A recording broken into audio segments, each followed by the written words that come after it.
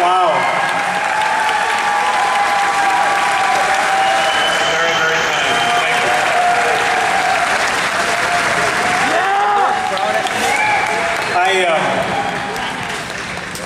you. I did want to tell you a little bit about myself, and that is that I have been an entrepreneur my entire life. I started a handyman business in Albuquerque in 1974, and actually grew that business to employ over 1,000 people. Thank you. I sold that business in 1999. Nobody lost their job, and they're doing better than ever. Try importing it on yours. I had never been involved in politics prior to running for governor of New Mexico. Complete outsider. I went and I introduced myself to the Republican Party a couple of weeks before I announced, and what they said was, we like you, we like what you've got to say, we're going to include you in all the debates and all the discussions, but you just need to know that you will never get elected. That it's not possible to come from completely outside of politics and get elected governor in a state that's 2-to-1 Democrat. Well, I got elected.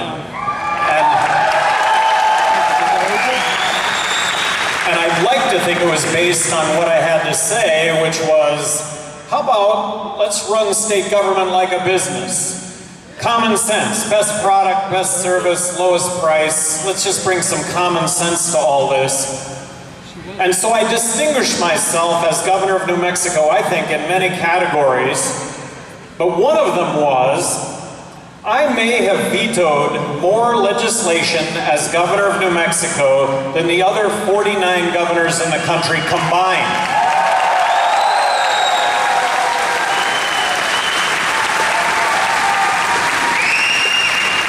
I vetoed 750 bills while I was governor of New Mexico. I had thousands of line item vetoes as governor of New Mexico. Only 2 were overturned, so it made a difference when it came to billions of dollars worth of spending.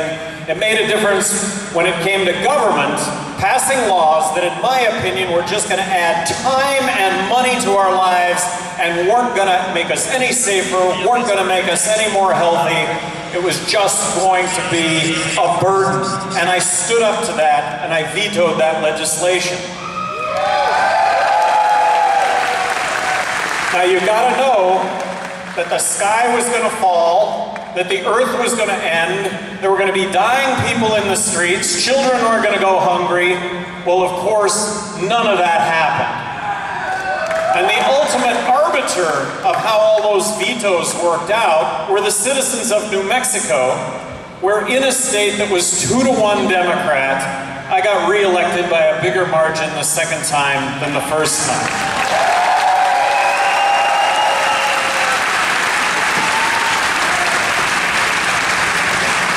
I want you all to know that I am a Dr. Paul fan.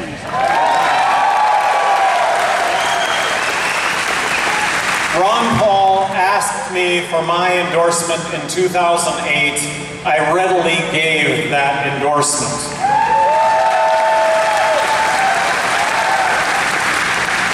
When I dropped out of the Republican primary, I asked everyone that was going to vote for me to vote for Ron Paul. Do you normally use iTunes to put the video down? When asked in the last debate that I got to appear in, who would you pair up with as a vice presidential candidate, I chose Ron Paul. There wasn't any other choice other than Ron Paul.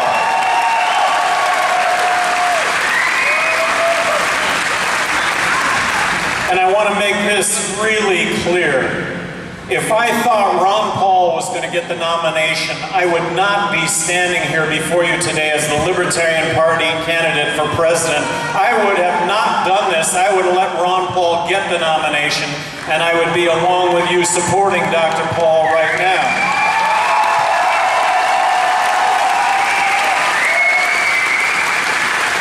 But this is an exclusionary process, and each and every one of you know it. This is absolutely exclusionary.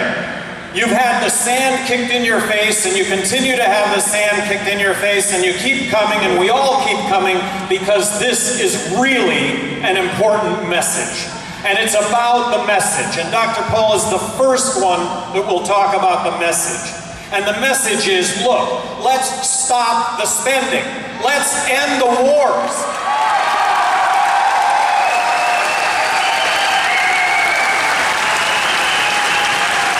Let's abide by the Constitution of the United States.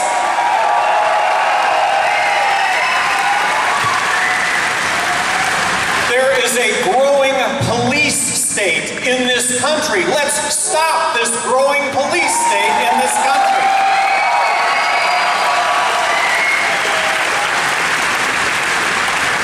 Now, going forward, it's really important to recognize that there are other third-party candidates, okay? It's not just the Libertarian Party.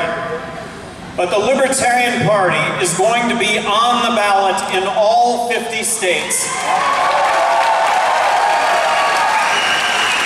And there are only going to be 3 candidates on the ballot in all 50 states. And this is really important to recognize.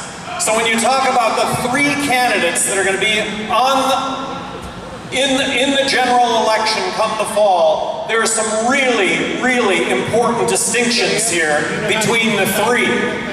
Not yet. Let's wait till the Libertarian candidate for president is going to distinguish him or herself from the other 2 candidates. Right now, that candidate happens to be me, okay? And I recognize that each and every one of you would be doing what I'm doing right now if given the opportunity, but I've been given this opportunity and I'm trying to make the most out of it. So in the general election, I'm going to talk about 3 candidates because only 3 candidates are going to be on the ballot in all 50 states. But I'm going to be the only candidate that wants to stop foreign aid where we have poor people in this country giving foreign aid to rich people in other countries.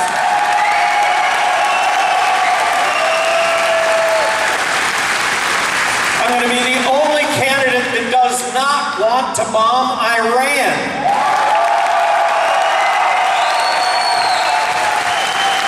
I'm going to be the only candidate that wants to get out of Afghanistan now. Bring the troops home. Stop our military interventions. I am outraged by politicians that beat their chests against the terrorist threat, and that comes at a cost of tens of thousands of innocent people being killed in foreign countries, and it results in our men and servicewomen coming back in body bags or with their limbs blown off. This has to stop, and it has to stop now.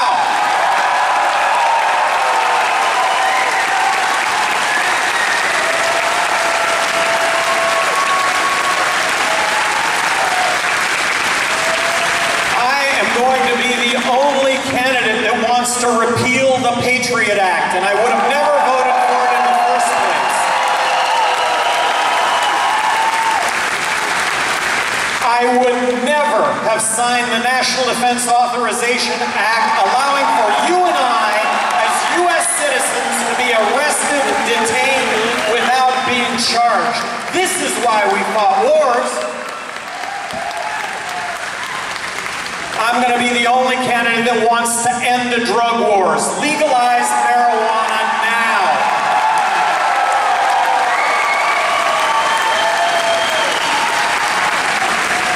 I'm going to be the only candidate talking about marriage equality from the standpoint of it being a constitutionally guaranteed right on par with civil rights of the 60s. I am the only candidate that's going to be talking about balancing the federal budget now. Now!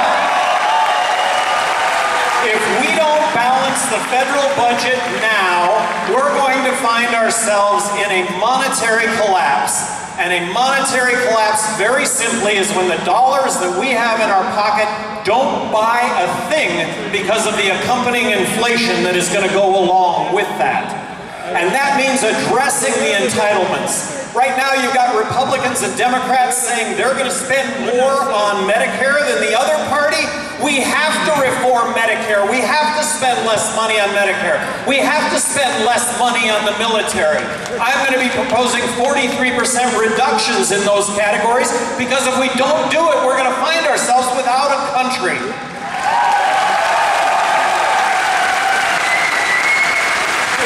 Crony capitalism is alive and well in this country. Both parties have their hands out to sell loopholes. And guess what? Individuals, groups, corporations are buying those loopholes. I'm going to be the only candidate that wants to abolish the IRS. Eliminate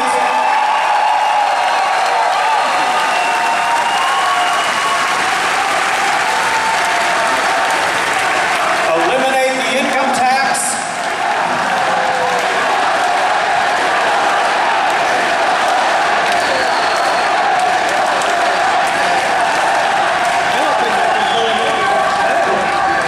Eliminate the income tax, eliminate corporate tax, replace it with one federal consumption tax. I am embracing the fair tax. I really think it's the template to zero taxes. I am the only candidate that would sign legislation to abolish the Federal Reserve. It's a rigged game. It's a rigged game. Federal Reserve gives money to the banks for 0%. The Fed loans money, gives money to the banks. The banks buy treasuries, profiting off you and I with no risk whatsoever. This is not what this country is about. I'm the only candidate that would repeal legal tender laws and sign legislation allowing for competing currencies.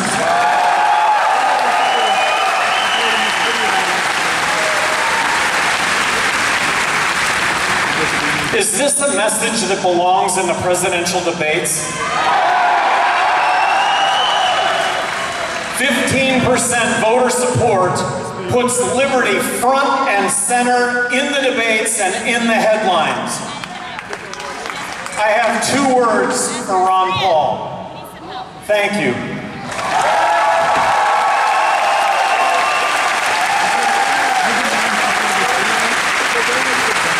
Thank you for taking the cause of liberty to the American people in a way that none of us have seen in our lifetimes.